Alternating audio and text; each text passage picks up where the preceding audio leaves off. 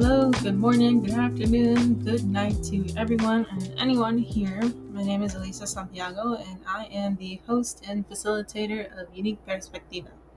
What is Unique Perspectiva? It is a podcast that talks about the collection of unique stories, experiences, outlooks that we all have.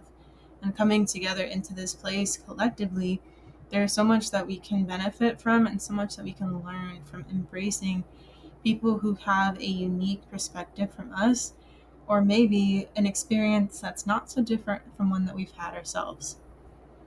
Whether you are new here or whether you have been here before, I thank you both ways. So if you'd like to support this podcast, I greatly appreciate if you could like, share, comment, review, whatever you like. We also have a link tree in the show notes. You can also support us financially through a monthly donation in the show notes or through our link tree with other ways that you can donate financially. You can also follow us on Instagram and keep up with what we're doing as we figure out what that might be day to day. So for this conversation, we're on conversation 19 and we are featuring David and Shannon Baxter from Beanchain. They are the founders and owners of Beanchain, and their whole focus with this coffee shop is to be a worker operated and driven company. This means many things that we will be talking about in this podcast, but this means that every single worker in this organization has as much of a voice as the owners do. David and Shannon had started this business after seeing a need for it, especially in the United States. A worker operated and driven company is an inspiration from some European concepts, specifically from England. And David and Shannon will talk more about that as we go on. But this need is not only giving power back to the people in their community who work for them, but is also helping to combat poverty, starting with their community with hopes to branch out to much of the world as much as we can.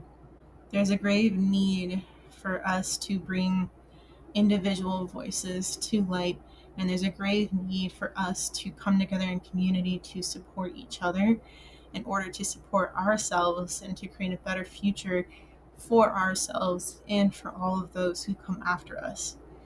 The cyclical way of living is an ancient technique, it's an ancient mindset, and this perspective is something that is really important as we move forward. And with Beanchain, this is an action, this is a mission, this is a principle with all that they do. I'm so excited to share their voices and their methods and their perspective. So without further ado, I welcome in David and Shannon Baxter.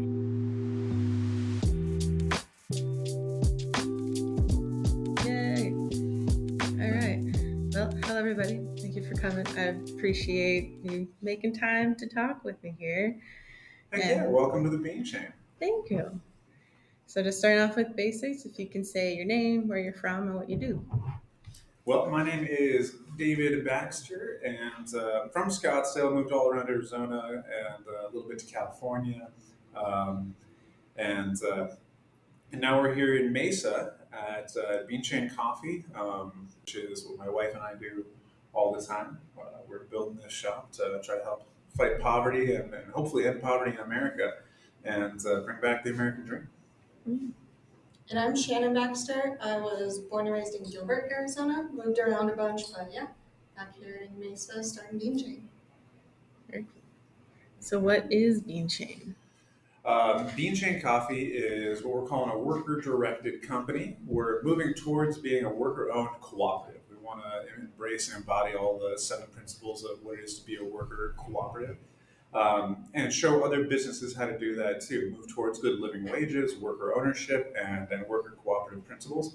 The Beanchain, this is the first Beanchain. We're trying to build a network of shops like this that can scale up together while keeping all of the individual locations worker owned and worker cooperative in principle, and build a scaling network, this Beanchain network that's a nonprofit that can be run democratically by all of the member companies so that we can scale up with the same power as a big corporation, but still stay locally owned and worker owned and keep these companies serving the communities that they're in and the workers that are building them. What are the principles? I'm glad you asked. This concept of what a worker cooperative or cooperatives in general was developed in 1844 in England by a group of gentlemen that wanted to provide food for their community at better prices. So they pooled their money together so they could buy food at slightly cheaper prices and just kind of get that scaling power that allows for greater efficiency that way. But they wanted to build a bunch of cool principles into it around democracy and fairness and make sure that this is a structure that can be duplicated and can keep serving their community and others. So they built these 7 principles of a worker cooperative.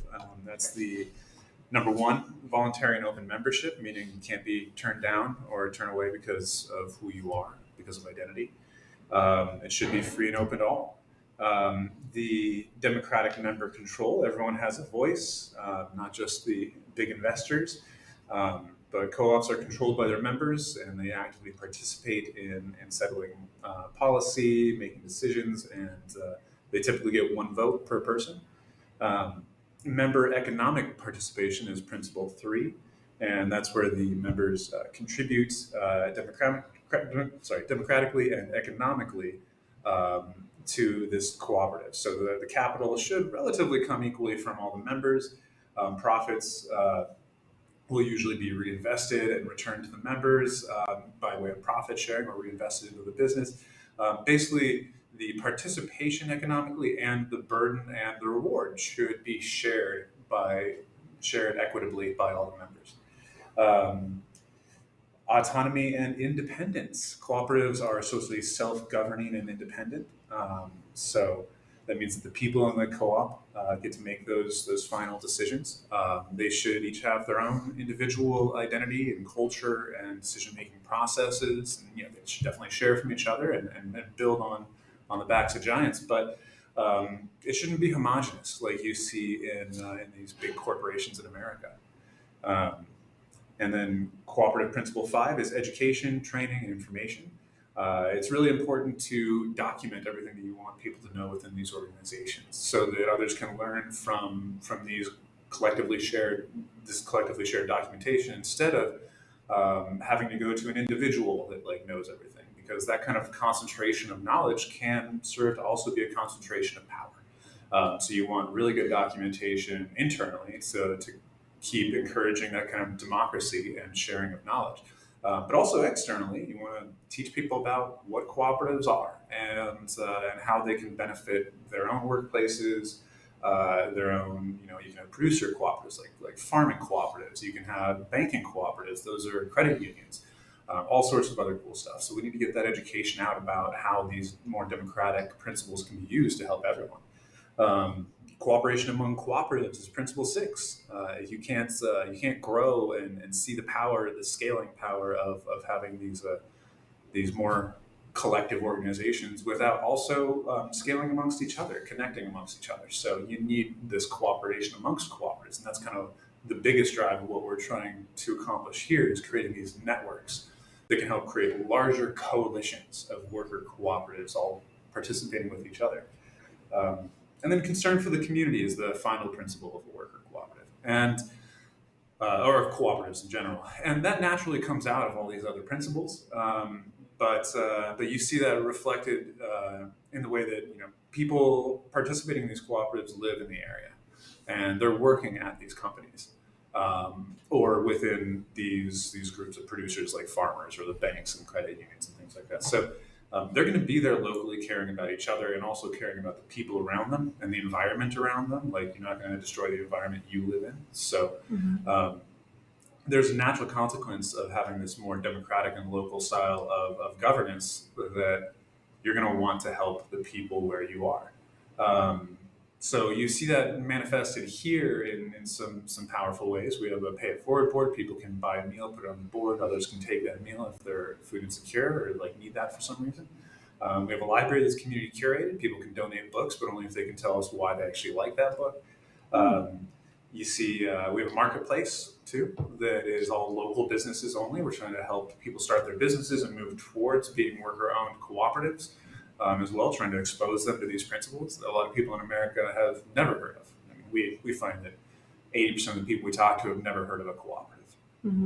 Um, but it's just these simple 7 principles, and you can implement them any way that you want to within whatever groups you want to apply these principles within, and create a kind of cooperative. It can be a club, it can be a group of producers doing something. It can be a company that wants to become a cooperative with their workers and move towards worker ownership instead of like being a big corporation. You can apply these in so many different ways and in so many different structures. Wherever there's a group of humans, you can have democracy, better communication, and fair and equal participation, and create cooperatives. Yeah. What inspired you to take this approach with starting your business? Um, I'll let Shannon answer for herself, but for me, it's definitely my experiences with poverty. I lost both my parents to issues related to poverty. I had to teach myself web development and lie my way into my career in order to break out of the poverty trap myself. Wow. And I quickly, like through my early adult life, I realized that the economy that we're in here in America is not designed for people to be able to succeed on merit or effort. It's built to help people that already have means gather more. And if you are poor, you are more or less stuck. I had to lie and cheat to get out of poverty. I had to teach myself. I had to be industrious and teach myself web development. But then I had to lie my way into that career because I didn't have a piece of paper that said that I had a degree for it. This shouldn't be how it is. So this kind of opened my eyes to the way our system is designed. Every system works well, otherwise it would be changed. The question is whether it's working for you or not. America's system works great for those that it does serve, but it doesn't serve us. It doesn't serve the many in America. It serves a few. Yeah. So I started thinking about ways that we could participate in redesigning and changing this system. I quickly gave up on politics because I realized that politics was kind of beholden to those that have the most money. Money is power in America because you can influence people's decisions with it. So if money's power, then that's where the power is in America. So it seemed to me that the most logical path after that, for realizing that, is business probably needs to be where the changes are made in America in order to get people more power, get people more money, and get more agency in the places that they work at, so they can also wield the voices of these organizations that they're a part of. When I started thinking about how to accomplish that, I started looking at ways that other countries and other places do business, other models for doing business outside of what we have in America. So it seems like what we have in America does centralize power and resources at the very top of these organizations with their investors and their owners. So I looked at places like Germany, where they have a system of, I think they call it codependence or something like that, where essentially most of the boards of directors of companies have to have a certain percentage of them come from the workers, keeping that company beholden to its working base. It's a really cool model for making sure that people in charge of a company understand what the workers are going through. The Netherlands, where they have written into their constitution the requirement for a worker council, where it's essentially a union, but any company over like 50 people needs to have one of these work councils where people actually have a voice, and it's required. It's part of their like primary documents for their country. So it's a right. And then France, where you try to take any rights from French workers, and they'll riot right away. And I always loved that. I think they tried to extend the retirement age by like 2 years, a couple of years back, and the whole country exploded into riots, which is pretty awesome to see. And then some big companies, particularly some game companies like Activision, moved their headquarters away from France because there were just too many workers' rights over there, and they couldn't make as much money as they wanted to. Which I think is awesome for France. If they're not going to provide good jobs, you don't need them. So I looked at things like that, and eventually I discovered worker cooperatives in general, and I thought these principles were a lot of these other things kind of required an intense legal effort and societal effort, cultural effort to try to get these things passed into law. But worker cooperatives were something we could do at the ground level in America. They make sense, and it's going to be pretty easy to get other people to see the value in these principles and in these organizations if they just see the benefits they provide. Worker cooperatives tend to last longer and more engagement from their workers. They are just stronger and more sturdy than standard business models in America could ever provide because they remain beholden to the people that are participating in them. So, upon realizing that, I started moving towards the idea that the best way to do this would be to find a way to promote and encourage the growth of worker cooperatives in America as a vehicle for starting to culturally change America towards thinking about these more democratic principles in the workplace, start getting people better wages, and start a slow and then maybe an increasing in pace transformation in the American work ecosystem as we can provide better resources, networks, and infrastructure to support worker cooperatives. Yeah. Wow. It's really cool. So you mentioned that your reason, Shannon, was a little bit different. I actually can't really claim any. Um, I can't really say that I did anything to influence the structure at all. It pretty much was all David.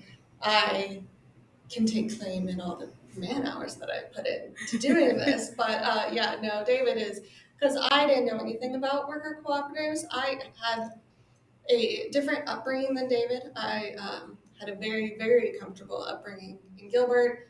Everything was always paid for me.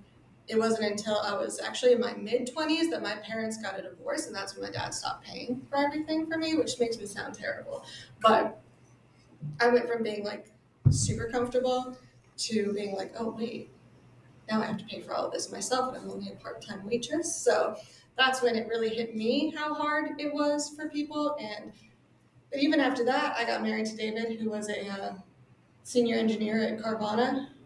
And so, and it wasn't until we really started this that we put all the money that we had into this. And then we really started living, not even paycheck to paycheck because we didn't have paychecks. We just were very, I don't know, it was really hard for a long time. We pretty much only ate food here, would take out of the business what we needed for rent, and even sometimes our family would have to help us with rent. So that's when oddly enough, starting this to help with poverty is when I really started to see how hard it was to deal with poverty. And but yeah, David is. But along the way, he taught me about cooperatives, and so I started seeing how much that they help people, and also my passion and what my schooling is in is animals and rescuing animals. And through helping people, we can help a lot of animals because when someone is facing poverty and they have to decide between feeding their children or feeding their dog, they're oftentimes going to, well, more or less, pick their children. And so then the dogs are facing poverty through us. And so I do think that in lifting people up, we can also help animals. So that's where my passion lies with this. But You should tell me about how you want to use the Beanchain to kind of platform some of those passions and kind of grow that into its own thing. Yeah, so my plans, my goal is to we're starting a sandwich company, and the name is made up by my grandma. It's called Bitches Making Mitches, and it's gonna be a vegetarian sandwich shop, and it will be structured in the same directed worker cooperative style, but the majority of our profits are gonna go to rescuing animals, but also one of my passions is helping the ocean because I mean, if we don't start now, Right. that we won't ever get the chance Game to start. over. Yeah, so I'm hoping that with this we can kind of grow Bitches Making Mitches and grow Beanchain, but kind of move to the coast where I can actively participate in more hands-on efforts because that's what I really love. I worked at a lot of horse rescues before this, animal rescues before this, and I like it's hard and it's sad, but it's someone needs to do it, and I just get so much enjoyment out of like physically helping. And I get that same enjoyment here, seeing our workers' lives change, seeing people use our pay it forward board. One person actually came in 2 days in a row, got a pay it forward meal, and on the third day, I think it was, he told us that he got a job. And so it was like kind of and cool he came to to see. and thanked us. Yeah. Oh, wow. And it's little things like that. I mean, like a lot of people talk down about like handouts, but like supporting each other and helping each other have enough nutrition to be able to think properly and move forward with things in our lives. To help people have shelter so that they can facilitate changes in their lives and have a safe place to sleep where they can actually get enough sleep to do something. All those things help, and like providing some nutrition for people can really help them be able to think clearly enough to get a job and to like start making those steps, improving their own lives. Not that it's very easy in America, even under the best of circumstances. Right. So it's incredible when people can do it when they are unhoused or experiencing homelessness or some of the end paths of poverty, the end routes of poverty around that. And I would like to say, because I said that I had no experience kind of with poverty, but even throughout my childhood, my mom, it's not around anymore, but my mom worked with a place called the Papa School, which was in like the heart of downtown Phoenix. And what she always signed up for was she would de-lice children who were experiencing homelessness. But I do think it's hard to kind of wrap your head around unless you've actually lived it. But I just want to give my mom a shout out because she always did what she could and tried her best and tried to kind of teach us about stuff. But yeah, I just wanted to throw that out there in case my mom is listening. Hi, Mom. Shout out to Judy. Hi, Judy. I think it's interesting. And like you mentioned, so prior to what I'm doing now, I worked in architecture and worked on, at one of my firms, we worked at a lot of nonprofits. And the battle just to get basic necessities in a homeless shelter or something of those sorts, it's hard. And a lot of people too kind of turn away because of the stigmas related to people in need. And I understand that it's kind of like this with everything. It's one person does one bad thing and now everybody else is associated with it. So it's kind of like someone trying a drug for the first time and they're addicted for the rest of their life. It's like someone does one bad thing and now they're associated with that for the rest of their life. I think it speaks to a lack of understanding, really, because have you ever seen a channel called Invisible People? I've heard of it, but I don't know much about it. Really cool YouTube channel. This group goes around and they interview people experiencing homelessness. Just kind of get their story. Let them talk about like how they ended up in this situation, who they are, what they care about, what they've been through. It was a really eye-opening thing for me. Kind of helped me realize so much of so many of the misconceptions that people in the middle class in America have about those experiencing poverty and experiencing homelessness in particular. It's true that desperate people will do desperate things. When people are in terrifying situations, enduring some of the most hellish experiences that we can as humans, and lacking sleep, lacking nutrition. Just think about the things that any of us have done when we were hadn't eaten enough and were a little bit cranky or hadn't slept enough. Some of the things that we've said and like lashed out at people and all those experiences that we've had, even while being housed, having all the resources that we need to live. We can get a little erratic sometimes. Imagine that not having anything that you need to live and not being able to sleep at all, being completely sleep deprived. Like when you're desperate, you're going to behave in a way that's desperate. Yeah. And that is the only way to actually help people in those situations is to help people in those situations. Ideally, we'd be doing it on a structural, societal level. Like countries like Finland, Norway, Denmark are all using programs that are housing first homelessness initiatives where you people that don't have homes, you just give them a home. no strings attached, just a place to stay, and give them access to food, job training, education, mental health care, all these things that they need to satisfy their needs.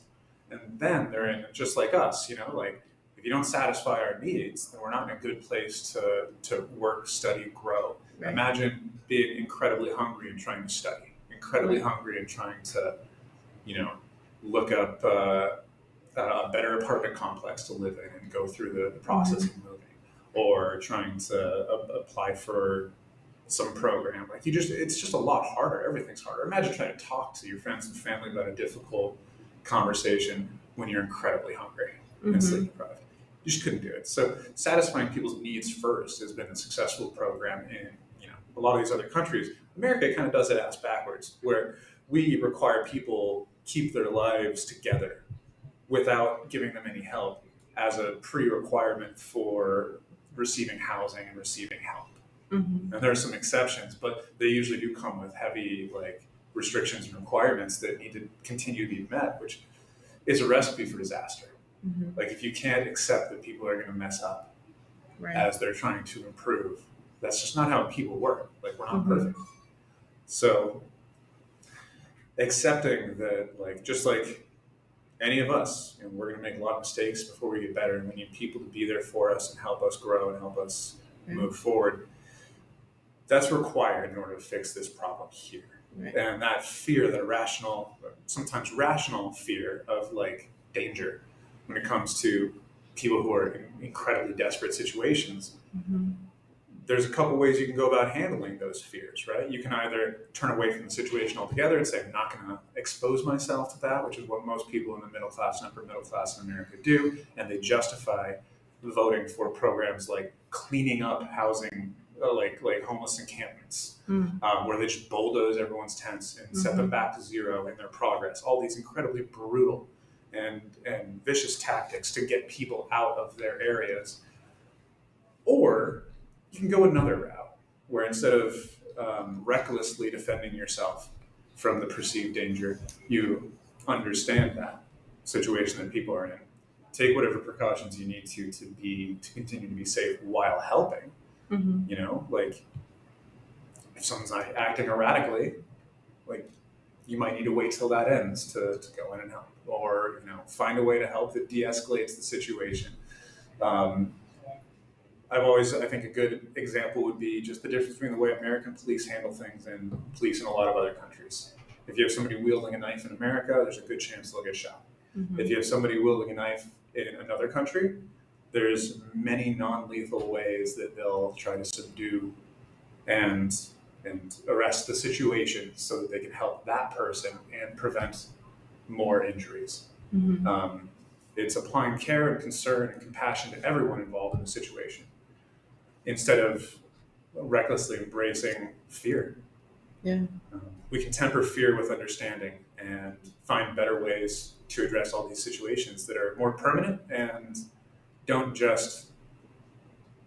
require you to give up on one party. Right. It shows how important community is. That it's a vital aspect of us as animals, that it's part of our being as creatures to be in community. When the American system says that you need to work your whole way, I mean, think of how many big names that you know of that claim that they made it there themselves. When you know their parents, or you see their history essentially, and they clearly had a lot of attendance and help that does not equate to doing it all yourself. But that is the model that people like to talk about, and they don't give you all the details. And so everybody thinks that they have to be alone, they have to do these things alone. Otherwise, they can't get to X, Y, and Z, meaning that people need to be left behind so you can use them as a step stool to get to your next spot. But that also showcases how much how American people have more diseases than they ever had. They're sicker than they've ever been. There's more mental disorders than there's ever been, because we're literally going against our biology and how we are supposed to function as animals. Yeah. I think that extreme independence culture is. I honestly feel like it's a cultural tool um, of the elite in these systems too. If you can convince people that they shouldn't be participating with each other, that society isn't about relying on each other, but Yeah. instead, you know, independently becoming a monument to your own like skills and profound power and intellect and all that. Just like there's this kind of glorification of the individual over the whole is it's a dangerous path to go down culturally because society in itself, like think about what society is supposed to be. It is us socially and economically relying on each other to create something better than we could have individually. That's all society is. If we didn't need society, we could all just make it on our own. What would that world look like? There'd be no laws. There would be no programs. There'd be no roads or infrastructure for us to rely on. Society is about relying on each other.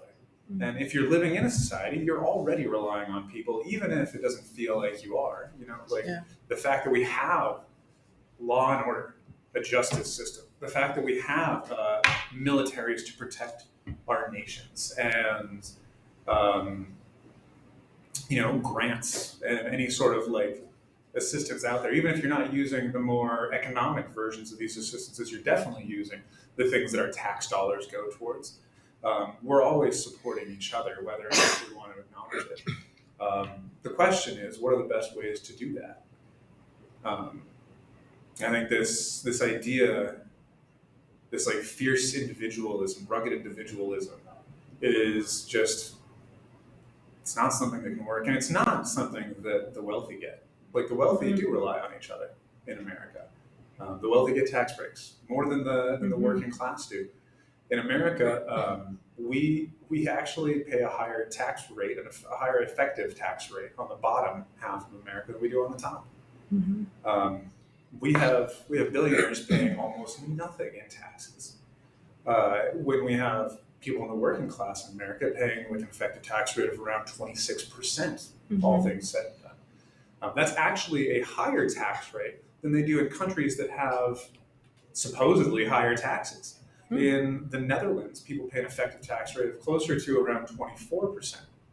Because while their tax rate starts at like 36, they have subsidies. They have like they knock taxes off for like being in lower economic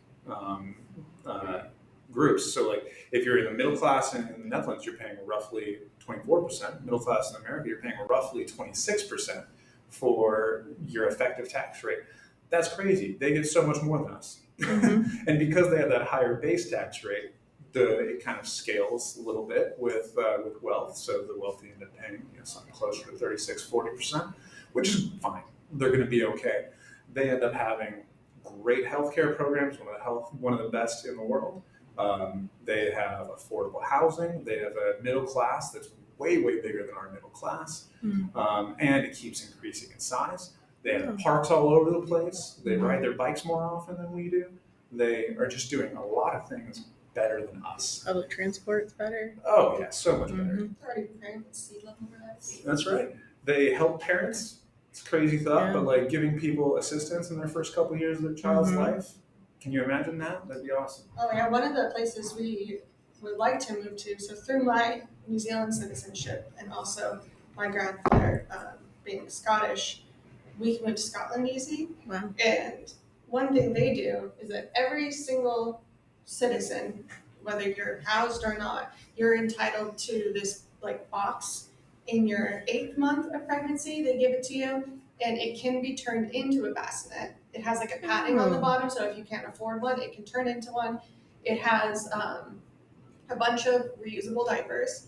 It has different types of onesies, long sleeves, short sleeves, toys. It just has so much stuff that your government just gives to you, and I can't even imagine that here. Wow. Yeah. I am curious on how your thoughts or perspectives or outlook on life has changed since wanting to start Beanchain to now having it up and running and growing. Yeah, some things that I learned over the course of starting this that I didn't expect to were, just how hard it is for small business owners in America. And I knew it was hard, but now that we've done it, I know all the ways that it's hard. And it has changed our approach a little bit to how we want to build this too. Learned that one of the like side initiatives that we started working on was the solution seeking company.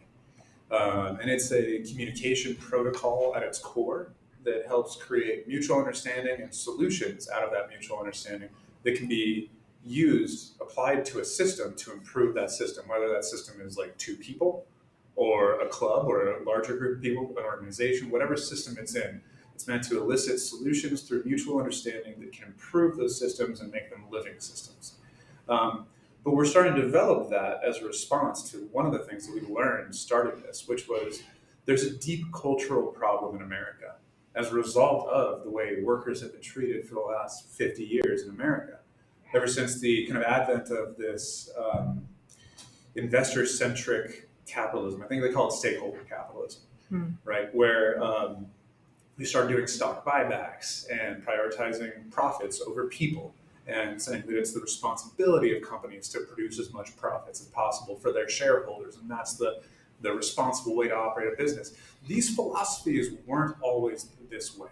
It used to be that companies prioritized workers and paying their taxes well, and that was like a very public effort on parts of companies. Not anymore.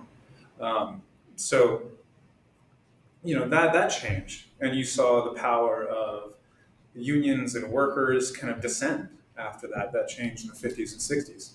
Um, until now, where union power, I would argue, is at almost an all-time low. And wages have remained stagnant when you factor in inflation since the 80s. Since Reagan and Citizens United really allowed more money and power into politics. Um, and profits for companies is skyrocketing, especially with new tools like AI and these things that can even more allow companies to take advantage of workers.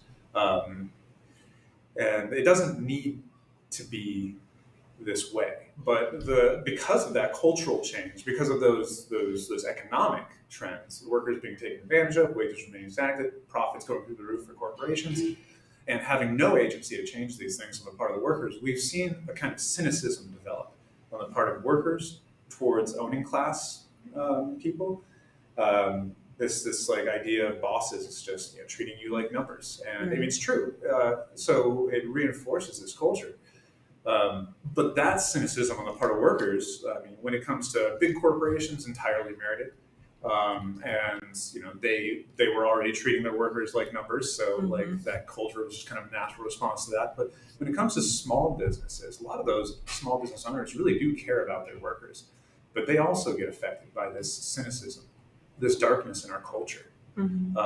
And it creates small business. It turns these small business owners into more cynical people too, because when you get treated like you're not human, when you get disrespected and abused by people who expect that you're going to disrespect and abuse them, so they do it first. And when it's hard to talk to people because there's this like duplicity, because they're not talking to you, they're talking to what they think a boss is, what they think an owner is. They're not actually paying attention to how you're feeling and how you want to help. You realize there's a cultural barrier now between workers and owners. Um, and it matters a lot in small businesses where the owners generally do want to help their workers. But they start growing more and more cynical, more and more bitter, and then embracing some of the philosophies that big corporations do and tactics that big corporations do against their own workers because they don't see any other way. And it's kind of tough to understand the genesis of this philosophy and these cynicisms. But if you do, if through mutual understanding, if you can work to see where these things are coming from, you can find solutions. You can break through this cultural boundary and start redesigning the culture, at least within these institutions. And we've been able to do that here. We have a high degree of trust and good faith with our workers here. And they bring issues to us, they talk to us about things. And we've worked hard to build that by being consistent, honest, and genuine with them. and working towards that mutual understanding, breaking through some of the cynicisms that they already had, and helping to redefine those, um, and being responsive to what people are feeling and thinking. So we've been able to build a culture here that's absolutely amazing. It's predicated on this people first mentality of worker cooperatives. Um, but we were realizing very quickly that that's going to be the big hurdle to making more of these. And that probably is the big hurdle to developing worker cooperatives in America in the first place. You don't see very many of them around. They're here and there, but not in the numbers we need. Um, so the question becomes, how do we fix that? How do we make it repeatable for other people to break through these cultural boundaries and start redefining it within their own companies? So we designed this communication protocol, or the solution seeking system. We've been honing that and building tools, structures, and philosophy around it that allows it to be applied in any organizational structure, and can be used to improve any of those organizational structures, can be used within any leadership tools they already have. We use feedback, targeted conversations, one-on-ones, and the more formal solution seeking sessions that are like our formal disciplinary procedure. And all of these are meant to elicit understanding and solutions that can, if people are operating in good faith, fix the problem and fix the system so that problem doesn't happen again. And that's going to be, we designed that to help us kind of overcome this hurdle in future Beanchains and for other companies that want to include more democracy and communication in their organizations. Yeah, it's really cool. And it's kind of modeled after, I mean, David and I have a pretty unique situation. We're husband and wife who spend every single hour of every day together. We're on shift together, we're home together, we're doing, we're always together. And I don't know a lot of married couples who can successfully do that. And I know a lot of married couples who don't want to do that. But for us, communication is such a huge part of our marriage, and it does allow us to be together all the time because we work through any issues. We talk about every single thing that happens, and I think it's through that being successful, it led us to a lot of good tools to do with our workers. And so it feels, I don't know, that company to me feels really like personal because I feel like we're doing it and we're helping others do it. So yeah. It is an extension of you. It's very much based on our communication as a couple. Yeah. Which isn't always easy. Definitely not always easy. It's not always easy either. But if both parties are willing to partake in it, I think it's very successful. Definitely requires good faith. Can't have people operating simply for their own best interest, whether that's on the leadership side or the side of the workers. Like, everyone needs to be coming together to collectively work for the betterment of the organism that they're building together. And that goes a lot better if you have worker cooperative principles in place where people can see they're going to tangibly benefit from the better health of that greater organism. Yeah, they see themselves in something. They don't just see that this is just a job and I'm just a number. Yeah, why do it if nothing's going to materially change for you? Exactly. It's still your life that you're living. You're contributing to this business. So what does it look like to be a worker here? What does that involve in physicality and on paper?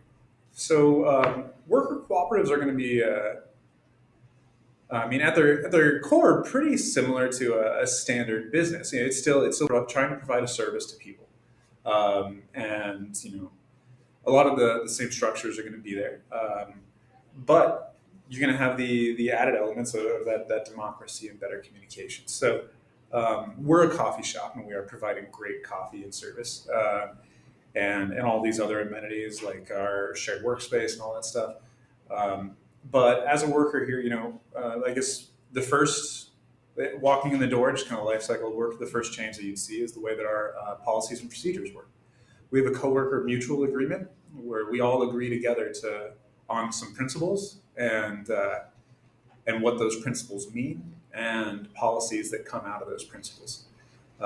So we have our coworker mutual agreement, and it is meant to be revisited and and changed collectively by us and our workers together, at least once a year, to make sure that it continues to reflect what we want to see from each other. So that's one change. It's kind of like a shared interest in the development of our agreement with each other. More are the elements of worker direction that we're adding as we move towards becoming a fully worker-owned worker cooperative. So we have things like voting. We use Discord for communication to produce kind of many channels for communication that we can use in a lot of different ways. We allow for voting casually on things that we want to get, do kind of a temperature check on, get everyone's opinion on, and get more feedback from workers on. So allowing for more engagement in administrative decisions on a casual level. We have forums where people can propose and debate ideas, put ideas for things that we can change or add or remove from the shop, and debate them with each other and with us to help turn them into actionable initiatives that we can then adopt. We have work teams that people can join. We've got a maintenance team, a marketing team. We're developing a communications team and an inventory team. And all of these are meant to be ways that people can contribute more for a tangible reward too, and get paid more for the work that they're doing, for the extra work that they're doing. So we have Chloe makes stickers that we put out every month, and she gets paid for that. Angel and Emily do a lot of marketing stuff, and they get paid extra for that. We've paid extra for people doing little maintenance tasks that are above and beyond their job duties around the store. So allowing for these tools for greater responsibility and reward, it's kind of starting to move people towards this idea of taking more ownership and talking more, communicating more, and involving democracy in this place. We're trying to inch towards that culture because it's not something you can just snap your fingers and have happen. Right. But we're also developing all these tools for worker direction and for greater communication and democracy in a way that they're modular and loosely coupled so that they can be not only applied here at the Beanchain, but anywhere. Any business could adopt work teams, things like Discord for communication, voting, forums. All of these things, they're not linked inherently to the Beanchain. So we want to build eventually a suite of tools that we can help other businesses adopt to help move the needle culturally towards thinking about worker cooperative principles. So everything here is designed to be able to be modular enough to be used everywhere else. But I also think on more of a personal level, because we have all of these forms of communication, we're all friends. And work is really fun. We all, we laugh the entire time that we're working, even when it's super busy and it's hard. It's fun, and we all communicate really well through it. But one of my fears when starting this is, well, I feel like we all know that making friends as adults is a lot harder than when you're kids. I feel like one of the fears was that as a boss, no one would want to be my friend because they would just think of me as a boss. Because I know that, even when I had my bosses and they'd be like, oh, we're doing this, I'd feel obligated to do it because I was like, oh, well, they asked me, I have to go, I got to do this. And so, but so I'm on the marketing team with our girls, and we do all the event planning. But even after that, we're constantly always texting each other about outside things. We hang out outside of work, and I couldn't go, unfortunately. But they just invited me to a Kesha concert with them. But it just feels like everybody is on the same level and everybody's friends. And that's something that feels a lot more special here. So yeah, I definitely enjoy that. It just shows you're recognizing the human in everything. Because even if you have formalities of boss and employee, you're humans at the end of the day. And the status of someone's work title can change at any moment. But 100%. Who you are as a person, you're still that person. Yes. And all of our workers are very respectful too. We're talking as friends, but then if I give them direction on something, they take it very gracefully and they apply it. Or if they have any any questions or even pushback. They're very like just respectful in the way that they do it. But also the same with David and I. We have a shift feedback channel where we just kind of, if anything like wasn't done properly or wasn't done up to like the standards, we give feedback on that shift. But the cool thing is others give feedback to us too on our shifts. And they feel comfortable enough to do that and be like, hey, you guys didn't stock this or you guys didn't do that. And they know that we're not gonna just snap and be like, well, Yeah. we're the boss. So a pretty important part of building that trust is consistency and knowing that nobody is above the rules, right? If you're designing and implementing a system, but you don't follow the rules of the system, how can anybody respect that? And that's what you see in a lot of workplaces where leadership often feels like they're above that, and it's just kind of naturally accepted that they're not going to follow the rules that they're setting, but it really delegitimizes the system, and it kind of prevents you from being a proper custodian or guardian of that system too, if you don't actually understand what people are experiencing as they're participating with it. Yeah. I was also telling her how I feel like because of all the communication that we've done, the hard communication stuff too, we're friends outside of work. Yeah. And how Genuinely. all the time. Do a lot of unboxings from Tessa Life. Tessa? I don't know. Oh, Tessa Life is in Chandler. They have a lot of those, like, you know how the boo-boo craze is right now? People do like the blind unboxings. They have a bunch of just like little toy things that we like to go there and do unboxing things. That's and, cool. I find that interesting. It's in previous jobs that I've worked. So I recently did a career change. I was in architecture and now I left, and I'm starting my own things and a few amongst them. But at the moment, I'm a store manager, and something that I've realized there, and even my boss all the time, because I'm friends with everybody I work with, and we're genuine friends. There's no faces just because we're at work, but also they care about me. And before then, you might have some people who do, but for the most part, we had a job to do and you needed to get it done. Whether that mean you sacrifice your nights and weekends or your sleep or your time with your family, you get it done. And at the end of the day, it might not be worth it because you might talk to the client and I have to redo it all over again. So you literally are sacrificing your life to meet these expectations that are unrealistic and that the people ahead of you hold. And something that I always talked about is I wanted this loop where we could give our leaders and managers feedback, because how do you know you're a good leader if you're not talking to the people who you're leading? So you can build your resume, you can get your experience, you can look bigger, better, bolder, move higher, but at the same time, that is inherent that when you move up, you gain leadership. But those soft skills aren't trained in school. Those soft skills are something you learn on the job. So if you're getting feedback to your work performance, why aren't you getting feedback to your job performance? And I see that starting to change into things of how the team dynamic changes. Because basically what it's sounding like here is that people feel cared about, and then on top of that, people know that you would fight for them and you would advocate for them and that you're trying to do what's best for them. And so therefore they want to give more. They want to be more involved. But if that doesn't happen, then either they're sacrificed and, going to substances or something to like depression or something like that to counteract and justify some system that was never natural to begin with.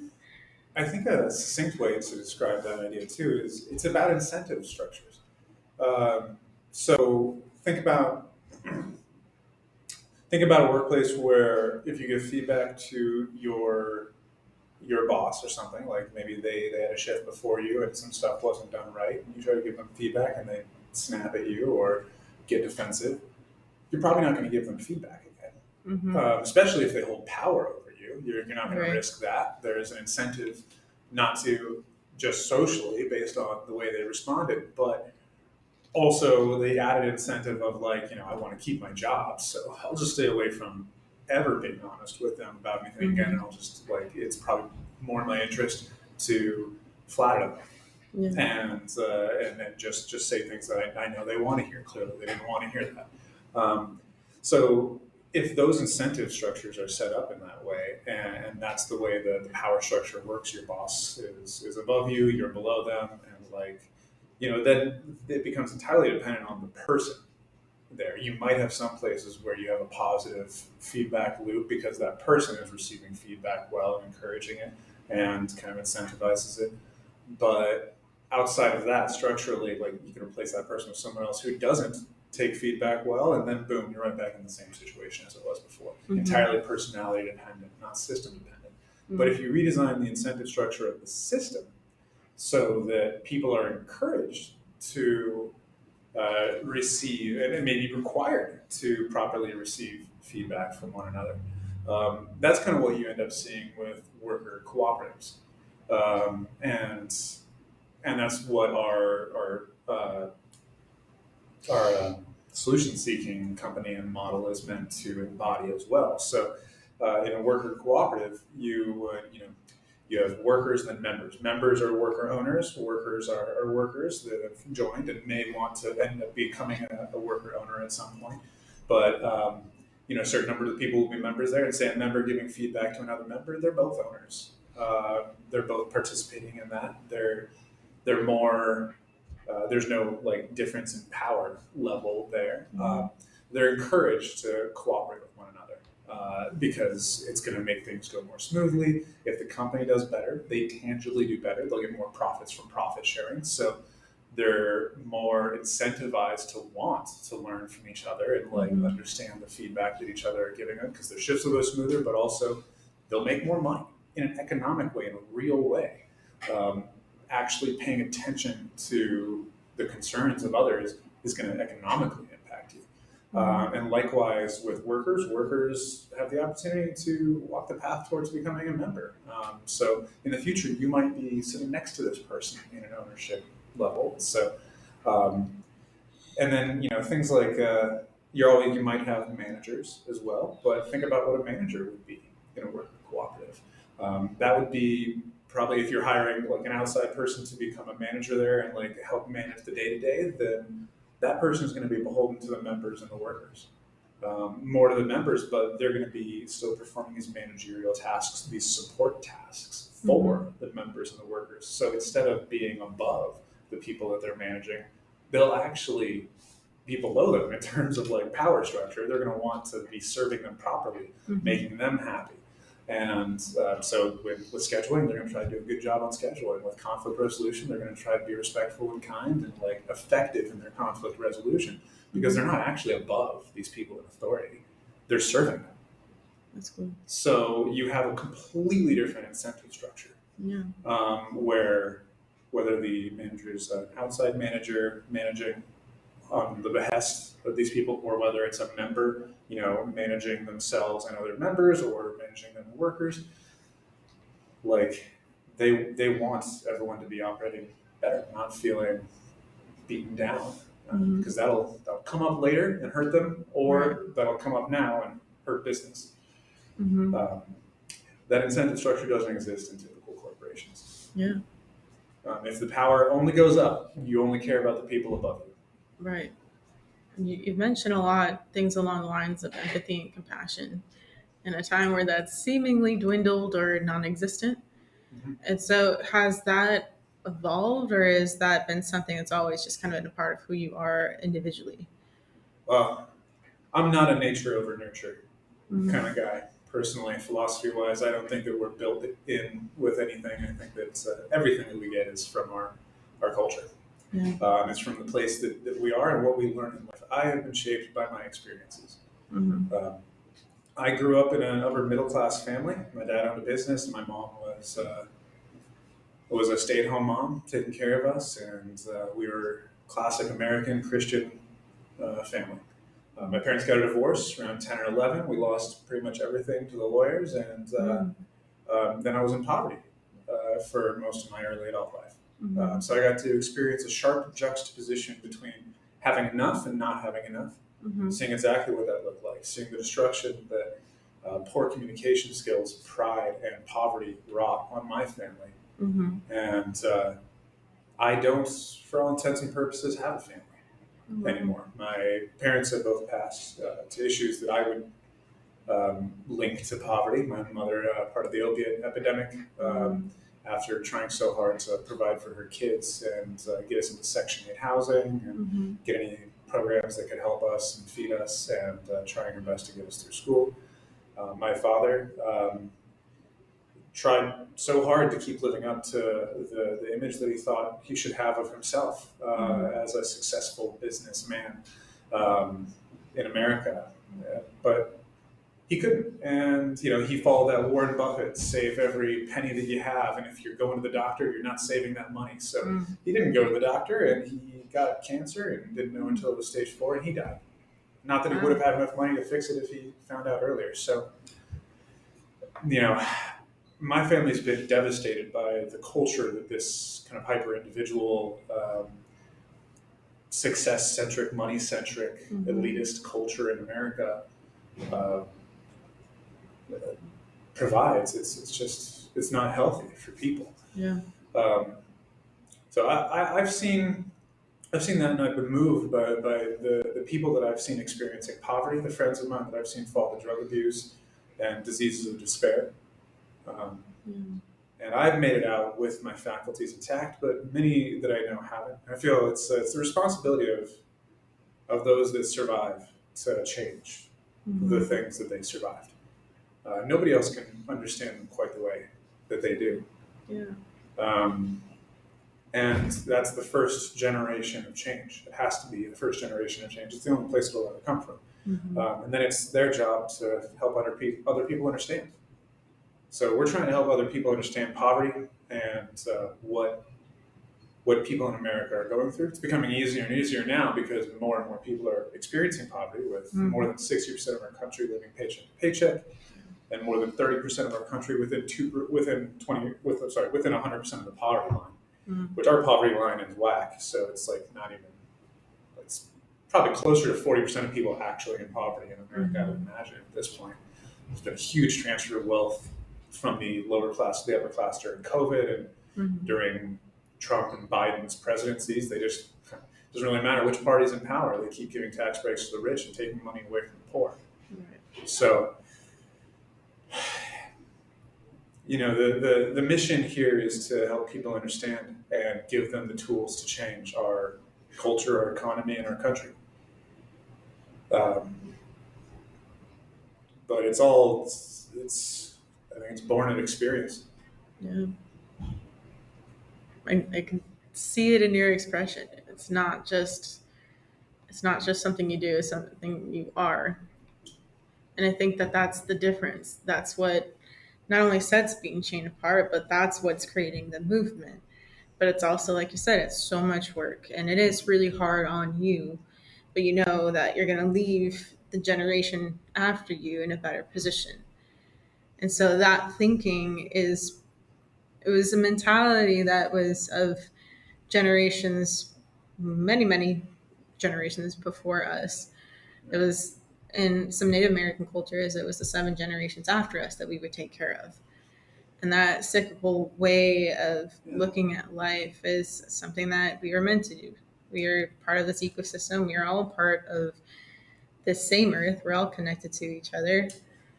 So, I think it's important for Americans to realize that we have a uniquely selfish culture. Yeah. Here in America. Just look at other countries. It's not the same in Europe, in New Zealand, in where Shannon's family is from, in places like Palestine, Gaza, where they're forced to care so much for each other because nobody else is. Yeah. In Africa, where there's these developing countries that have suffered so much for so long and are simply trying to build. Look at South Africa, who recently overcame apartheid. They're building better things for each other for the future. And you see the products of that mentality. And they're so profound. Most other countries have universal health care, just as a good example. I was trying to explain health insurance to some of my European friends when I was trying to work on some projects in the blockchain space that I thought might help worker cooperatives and worker movements and decentralization of power. Uh, and it's a foreign concept to people in Europe. American healthcare, American health insurance. It's wild. I asked them if they knew what a deductible was. And they were like, on your taxes? Like deducting taxes when you don't need to pay as much as like wealthy people? I was like, no. That's where you pay for your insurance again on top of the premium before you can use your insurance. Yeah. They're like, you guys do that? That's crazy. You're paying for it twice. And yeah, explaining that kind of stuff to people in Europe is wild. Um,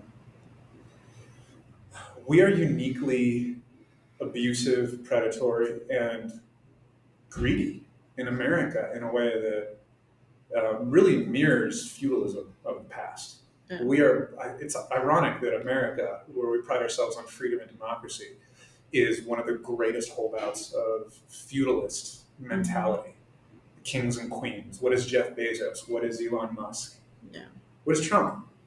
They're just, and like every owner of a company, regardless of identity, gender, race, it doesn't matter. If they're on top of this pyramid, exerting power over everyone below them, they're a king or a queen. Yeah. Well, since we are coming to the end, I do want to ask her, what are the services that Beanchain is planning on offering or is currently offering in addition to serving coffee and food? What we're currently offering is space for people to build their lives. We have plugs at every seat, amazing Wi-Fi. We have a shared workspace that's quiet and easy to use, cut off from the rest of the store. We have private office. We have a private conference room, which we're in right now. And we do catering. We also have a lot of community-centric services. We'll let people use this conference room for free if they're offering a class or a resource that's free and open to all and meant to help with poverty or develop people's skills in some way. We have a library that's community curated, a community book in there. You can write anything in, draw anything in. It's become kind of a Beanchain yearbook. We have services to help with people experiencing poverty. We have a pay it forward board where you can buy a meal, put it on the board, and somebody can grab that if they're in need. We have resources that we're trying to help develop to help people experiencing homelessness in the area. We have a pamphlet that's available on our website anybody can download that has resources specific to this area at Mesa to help with homelessness and mental health care, food insecurity, transportation. We're doing our best to enact all the principles of what a worker cooperative is and building a model, this worker-directed model that we can use to help any business move towards worker ownership over time instead of towards a sale to a large corporation or to private equity where they're going to inevitably seek more profits and abuse workers and customers. So we want to provide a path and the tooling to support that path. In the future, we will have a network of coffee shops that is run in that with a nonprofit network housing the services and the scaling layer being run democratically by all the stores. And we want to expand that into a greater coalition offering the same set of resources and more to any business that wants to join us and move towards worker ownership in a tight-knit network providing the same power that a big corporation would have to all these mom and pop shops and small businesses. So that's our vision for the future. And we're developing kind of into an incubator. Our internal marketing team is intent on becoming its own worker cooperative and eventually separating from the Beanchain to become its own company and serving the Beanchain and other worker cooperatives as well as outside companies. And we intend to do that with a great many things here and have them kind of bubble up and become their own entities that are following the worker cooperative principles as well. So I'm curious, considering the fact that a lot of times when people are starting something, they look to others as inspiration. And considering that your business model is so unique and that there are so many discrepancies with other businesses, regardless of how big or successful they are, do you have a business that you look up to? Do you compare, or is it just no? So the thing is, we're not very unique. These principles have been around for nearly 200 years Yeah. now. And there are so many companies across the world using these principles even better than we are. Um, and this idea of having a network to help scale small worker cooperatives and provide that interstitial tissue that allows for them to become greater and sturdier. That's not new either. The Mondragon Corporation in Spain has been doing that for almost 100 years now, or I think at least 50. I can't remember exactly how old that organization is, but they have hundreds of worker cooperatives within their network. And they advise worker cooperatives all around the world, including the Arizmendi Association or the Arizmendi Company, I think they call it. I don't know. But they're a group of bakeries and pizza shops in Sanford that are following worker cooperative principles and being advised by the Mondragon Corporation. So, you see pockets of worker cooperation all over the place, and it's a model that kind of is naturally reflected in family-owned businesses in Central and South America. You see the Guerrilla Translator Cooperative in Spain developing cool new tools like the Disco cooperative, a distributed cooperative model that includes concepts of sociology and this cooperative structure that allows for greater scaling. These things are happening all over the place, so this is nothing new. It's new to America, that's for sure. But there's already a lot of worker cooperatives here too. The difference between what we're doing and what everyone else is doing, or not what everyone else is doing, but at least the important thing about what we're doing here is that we're trying to provide tools and networks for scaling and a simple to follow path towards worker ownership. We think that bridge is what's missing. And we want to provide education to make these cultural ideas more accessible to people and help create that change. Our mission is to contribute to creating that cultural change and provide the tools, education, and networks to facilitate that change in America. But it's nothing new. Yeah. Yeah, just like you said, newer to America, I guess. It's kind of an intentional information blackout in America, honestly. Oh, fair. Because, think about people go to business school and they don't learn about cooperatives in America. That's crazy, right? Yeah. It's a very popular business model across the world. That's fair. It must be intentional. I think it's a byproduct of, if you've ever read Manufactured Consent, it's kind of a passive effect of any economic body to have an immune response against ideology that would challenge that particular structure. So if you have news companies owned by private businessmen or women that would be challenged by a worker cooperative structure, they're probably not going to report on worker cooperative structures very much. If you have private institutions, private schools owned by people and operated for profit in that same structure, they're probably not going to be as eager to teach about structures that might challenge those or might offer a better path or might expose some of their practices as unconscionable. Malintent. So they're going to more embrace whatever the philosophy is that they're already using, and most of our universities are for profit. Yeah. So it's a natural immune response to ignore these kinds of things. So I have two more questions because I know we're a little bit over time. So one of my questions is, what are you most excited about for what is to come for Beanchain? Maybe within the next year. Let's just start with a little more confined time. I guess I would in two parts, mission and personal, right? Mission-wise, I'm excited to see this have a life of its own beyond my will. Part of what we're doing here is based in humility. It has to be. You have to recognize that you are corruptible. First off, if you're ever going to be a part of a system that grows successfully into something that keeps serving people. So if it's always beholden to one person, know that person will be eventually corrupted by power and money. Because we are not monolithic beings that can just never change. We're subject to our environments. So recognizing that fragility of age and potential injury and potential change in opinion, we need to make sure that this thing is sturdy enough to survive that and actually reflects the wills of the people that are taking part in it and embraces these democratic principles, that autonomy. So I want to see more. I'm eager to see more Beanchains with separate founders, members, and workers, and have different cultures that they're embracing and collectively contributing to that greater network of Beanchains. I want to see that on its own 2 feet, independent of myself.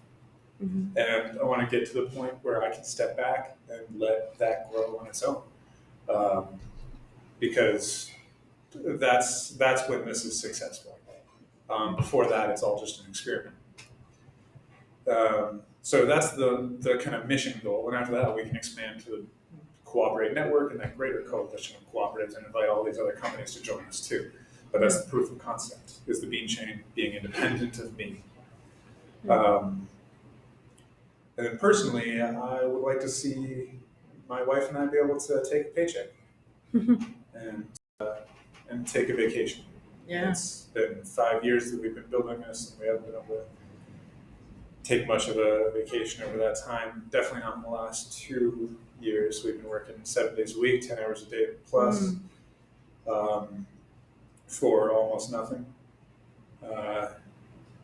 And we watched one of our dogs die. Didn't have enough money to get the procedures to save his life.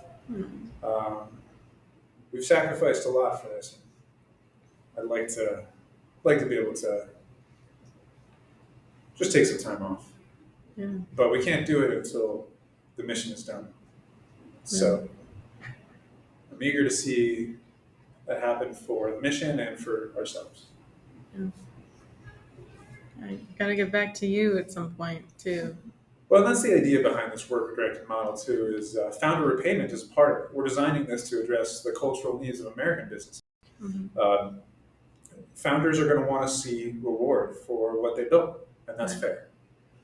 So we have this idea of founder repayment, putting a dollar value on what you've put into building that business and not transitioning legally to being a cooperative with equity for all until you get that recaptured.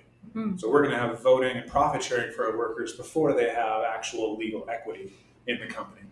And then once we get our founder repayment completely repaid, that'll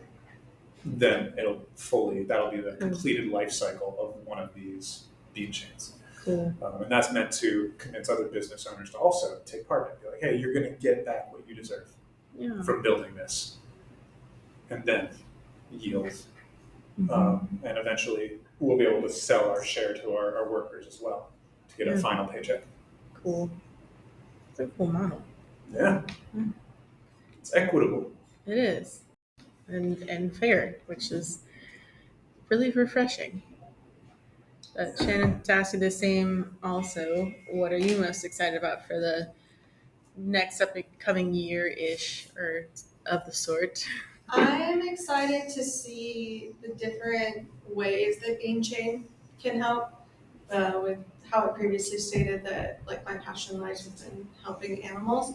I'm excited to see how we can branch off in different ways and help with things like that.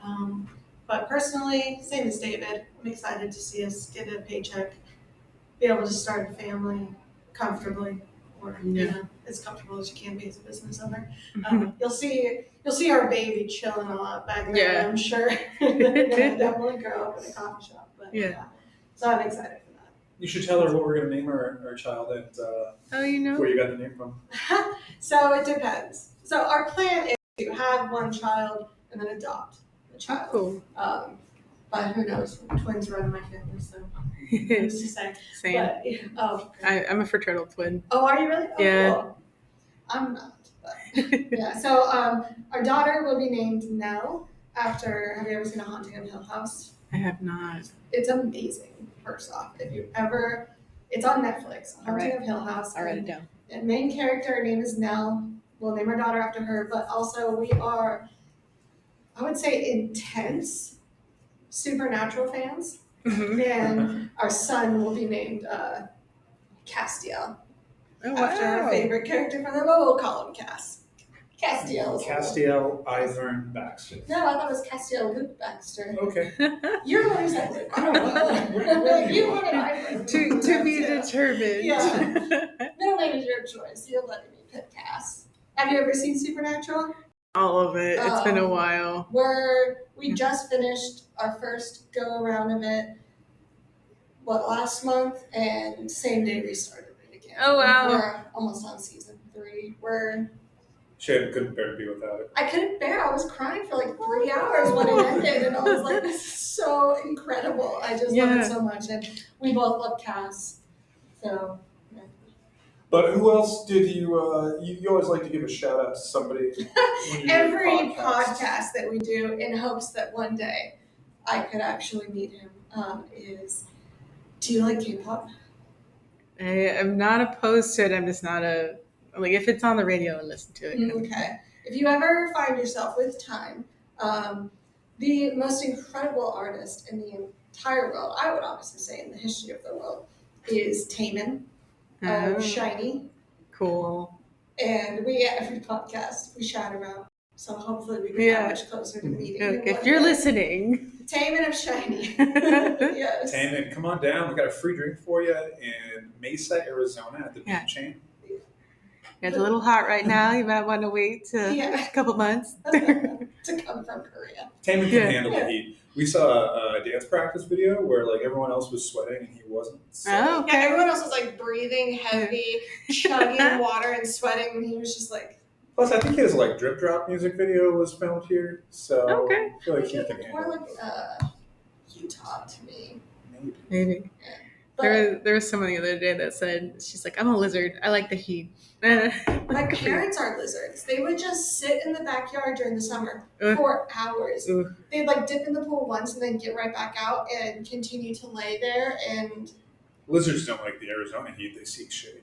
Yeah, that's honestly. True. That's true. My air conditioner isn't working in the car right now, and I am highly uncomfortable. I am not a lizard, and I'm born and raised here. Our AC didn't work in our car last year. That's a nightmare. Be safe. Do you need if you need a bag of ice before you leave? Thank you. Yeah, because it's putting that on your neck is. Really okay, that's a good idea. Neck and behind the back. Okay. I almost died in our Jeep. Really? I got stuck on the freeway in 120-degree weather. Oh no! And we didn't have AC. I had to put 2 things of frozen turkey on my neck to Wow. Cool me down. So I legit thought I was going to die. Yeah. Oh no! But honestly, he kills. You should. It does. I will. More importantly, moral of the story. That's right. Back to Taemin. Yeah, back to Taemin. Yeah.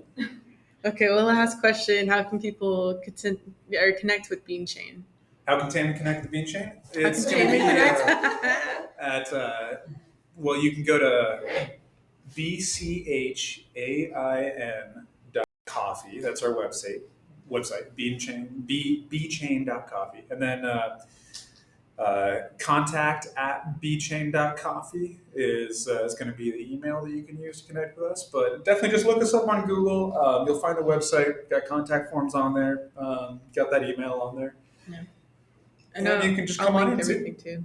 I'll link everything too in the show notes. Oh, excellent. Yeah, we have social media too. That's all on our website as well.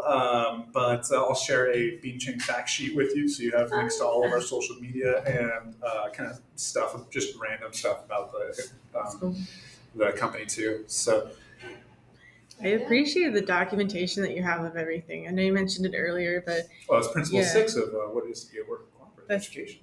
That's true.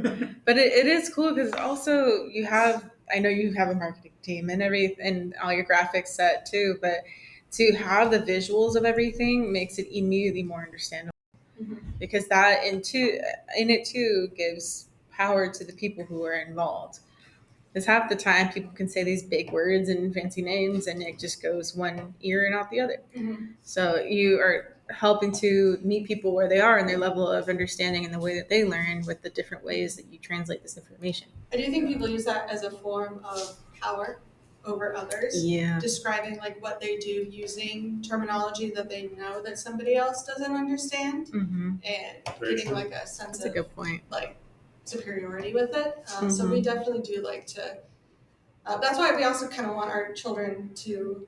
Once our kids are of school going age, the plan is to use my citizenship and go to a different country because a lot of different countries base their school around the individual child. Like a report stays with them the entire time they're in school, how they learn, and so it's better for them as opposed to here where it's like you learn this one way and that's it. If you don't do well in school, Too bad. Yeah. And so we're excited for that when we have kids because it's kinder. Yeah.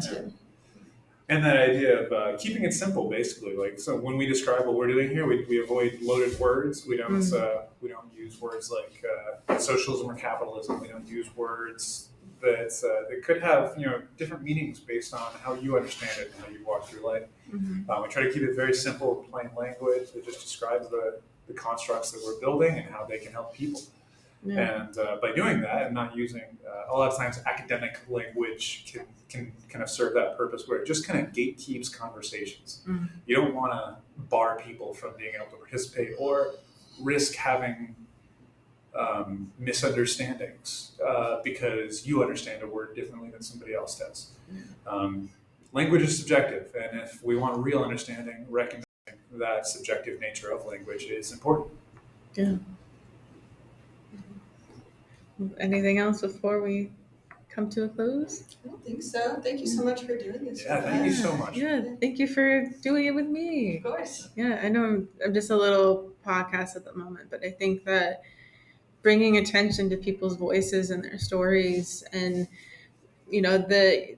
the unique things, but also the important things about what makes us each different are also what make us all community. And it's important and it's needed. So thank you for all that you do and for your perspective and for sharing with me. Thank you so much. Yeah, I appreciate it. Yay. Okay, You're the best, Alyssa. Oh, thank you. You two are also.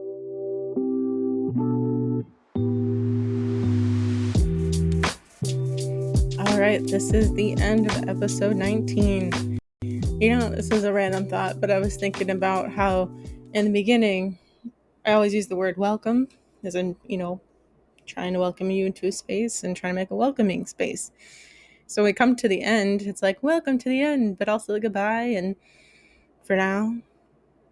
Anyway, so I hope you enjoyed this episode with Shannon and David Baxter of Beanchain, and that operating a business in this way has given you some food for thought to integrate into your life and your job, and maybe in the businesses that you support, or the ways that you might operate your business if you do have one.